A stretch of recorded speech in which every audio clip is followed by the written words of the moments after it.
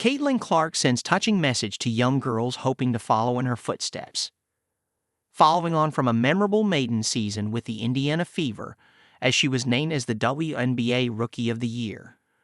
Superstar Caitlin Clark has reflected on her recent experiences. Indiana Fever superstar Caitlin Clark has reflected on her spectacular rise as she offered up some words of wisdom to youngsters looking to follow in her footsteps in the world of women's basketball. The point guard sensation enjoyed a successful transition to the professional game this year, having been selected as the No.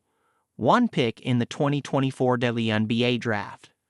From there, the 22-year-old delivered on her billing during a record-breaking maiden campaign in the league, en route to being named as Rookie of the Year.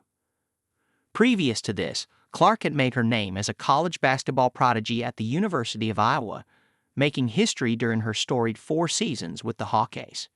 Now, the Fever fan favorite has looked back over a memorable past year as she provided some insight into the story behind her achievements.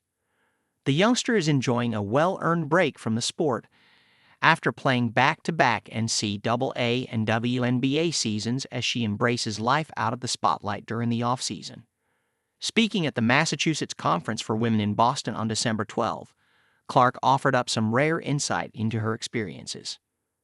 Opening up on her beginnings in the sport, she said, "I grew up playing with boys, and we never talked about how that was different, or that was weird.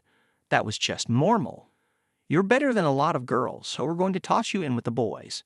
They struggled to find some girls' leagues where I grew up." Clark then offered advice to youngsters who wished to follow in her footsteps as she revealed some of the secrets behind her own success. She said, "When I have failed, I've been confident in myself. For the younger girls that are growing up and wanting to be something, just be confident in yourself. And I know that's something people struggle with, but I think confidence is really important," she said, while also adding, "There were moments where I struggled with my confidence, but overall, I was a very confident young girl. I think it speaks to how I was raised. My parents never told me, you can't do this or you can't do that."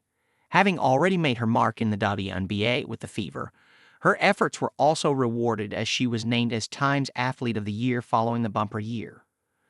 Looking back over her achievements, she added, "A year ago, around this time, I was basically just starting my senior year of college, so it's been crazy to think about that and how much my life has changed from that point.